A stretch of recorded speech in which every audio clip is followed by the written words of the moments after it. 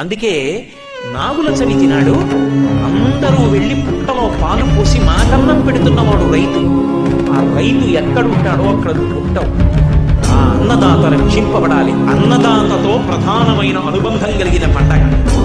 వెళ్ళి పుట్టలో పాలు పోసి ఆ చిమ్మిలి వేసి చలివిడి వేసి నమస్కారం చేసి ఒక మాట చెప్తారు. దానికేం పెద్ద పెద్ద మంత్రాలు చెప్పలేదు. అందుకే పడగ తొక్కితే పగవాడనుకోకు, నడుం తొక్కితే నా వాడనుకో, తోక తొక్కితే తొలకుతూ వెళ్ళిపో, ఇదిగో ఈ మూకలు తీసుకో మాకు మూకలియ్యి అంటారు. అది మూడో ఫలితం.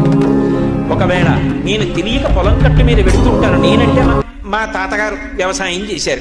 మా తాతగారు వెడుతున్నప్పుడు ఆయన చూసుకోక చటుక్కున నీ పడగ తొక్కితే పగవాడనుకోక, ఆయనకి నిన్ను చంపే ఉద్దేశం నేను పొలంలో వెడుతూ చటుక్కున తొక్కాడు, వెళ్ళిపో.